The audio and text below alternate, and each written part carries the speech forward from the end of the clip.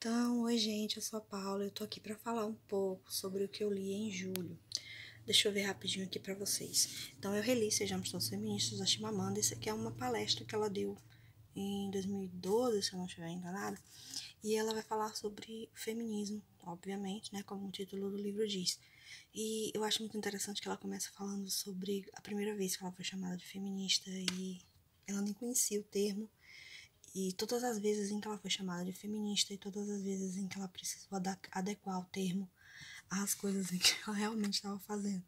Eu acho muito importante a gente aprender sobre esse tema, a gente se informar mais, a gente conhecer um pouco mais e principalmente a gente viver um pouco mais dessa igualdade que a gente quer tanto no nosso dia a dia, do homem e da mulher, e das outras, né, de tudo. Sempre a igualdade entre todo mundo, por favor. Eu reli também o livro das princesas, né? Eu tava querendo uma coisa mais leve.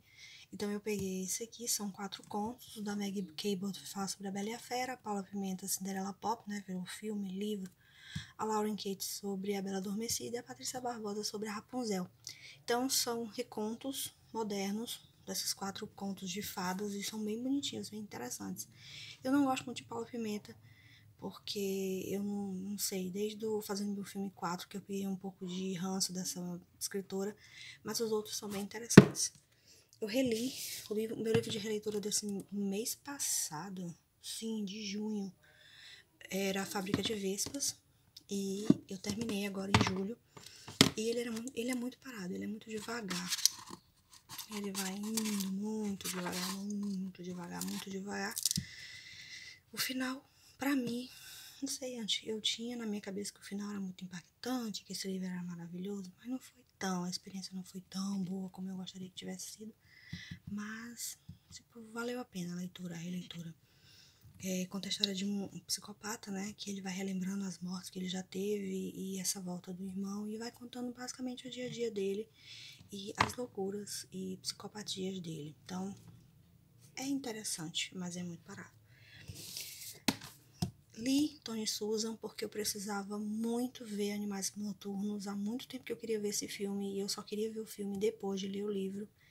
Mas esse livro é bem arrastado. Então, basicamente, a Susan, ela foi casada com o Edward há muito tempo atrás e um belo dia chega na casa dela. Agora ela já é casada, tem filhos, tem uma vida toda estruturada e um belo dia chega na casa dela um exemplar de um livro que o Edward vai publicar contando a história do Tony e da família do Tony nessa viagem para uma casa onde eles vão passar as férias. Então, a Susan, você tem esse livro duplo aqui dentro. Você tem um livro com a história do Tony e você tem um livro com a história da Susan, em que a Susan vai contar o período em que ela foi casada com o Edward, como eles se separaram e tal, e como é que tá o dia a dia dela hoje, todas as coisas que ela tem que aguentar, não sei o que, não sei o que. A contraponto, você tem o Tony, que acontece uma desgraça, né, na vida dele, e também como ele tem que suportar essa desgraça e o que ele faz no final. O filme, ele é muito parecido com o livro e ao mesmo tempo é muito diferente. Eles transformaram os personagens em outras pessoas, deram outras profissões, fizeram muitas coisas diferentes com esses dois. Agora, a história do Tony não, ela é mais certa, igual ao livro, ela segue mais o livro. O final, eu achei o final do livro melhor do que o final do filme. E eu achei que deixaram a Susan do filme muito insossa, muito, sei lá. A Susan do livro eu achei um pouco mais humana, mas você consegue se conectar melhor com ela. Assim, já me perguntaram se eu gostei. Algumas pessoas já me perguntaram se eu gostei. Eu só tinha escutado coisa negativa desse livro. Então, ao ler, eu percebi que esse livro não é tão ruim assim. O começo dele é muito bom, mas ele vai se arrastando, ele vai se enrolando. É aqueles suspenses que vão demorar muito para entregar, né? E você vai demorar muito para saber uma coisa de diferente do filme e do livro. No livro, você tem... não vou falar porque pode ser spoiler. Não, deixa quieto. Tem algumas... Se alguém leu esse livro e quiser conversar sobre ele, ou se alguém viu o filme e quiser conversar e não tiver problema com spoiler, as minhas redes sociais estão aqui embaixo e eu vou ficar muito feliz em conversar com vocês. Mas eu acho que se eu falar agora não vai ser muito legal. Leia. Eu acho que livro é uma coisa de gosto. Ou você gosta ou você não gosta. Não adianta eu dizer que gostei ou que não gostei. É você, é a sua opinião. Eu li o Morcego também, do Ionesbo. Eu amei o Boneco de Neve. Esse aqui eu já não gostei tanto. Eu gostei da experiência, né? Ele se passa na Austrália. Então ele vai falar muito sobre lendas dos aborígenes, lendas da cidade de Sydney, do lugar lá, das pessoas e tal. E eu acho isso muito interessante. Eu acho que o Ionesbo, ele pegou o coitado do detetive e jogou numa montanha-russa, assim, que eu não reconheci e aquilo me deixou meio chateada. Mas eu acho que, bem ou mal, o livro é bom. Eu sempre vou dizer que o Ionesbo é bom, né? Porque esse cara escreve muito bem. Não é tão bom quanto o Boneco de Neve, mas ainda é bom. Ele conta a história do Harry, né? O Harry é um detetive e sueco, se eu não estiver enganado, ou norueguês, um dos dois. E acontece um crime, uma menina do mesmo país dele é assassinada na Austrália. Então ele vai como representante da lei para saber, né, como é que tá acontecendo as investigações do caso dessa moça. E ele descobre que ela não é a única.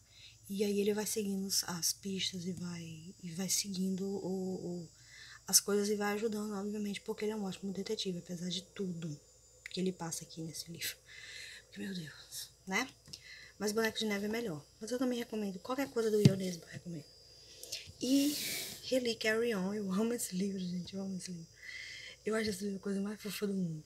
Ele é uma recontagem, né? De forma engraçada de algumas coisas. Tem Harry Potter, tem Crepúsculo também, né? Tem umas frases aqui que você sabe de onde veio, né? Crepúsculo.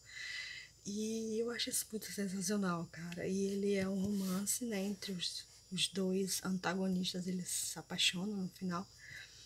Ah, todo mundo sabe, gente, por favor, né? Isso não é spoiler. Por favor, se não for spoiler, deixa um xingamento aí embaixo. Desculpa se eu contei pra você alguma coisa que você não sabia.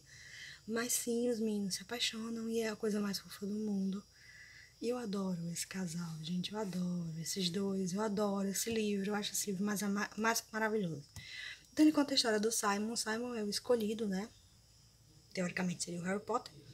Ele é o herdeiro do mago, ele tem mais poder de todos os bruxos, blá blá blá blá blá. E ele tá tentando destruir esse ser do mal, que seria como se fosse o Voldemort, e blá blá blá. É basicamente isso, é lindo. E é enorme. Eita!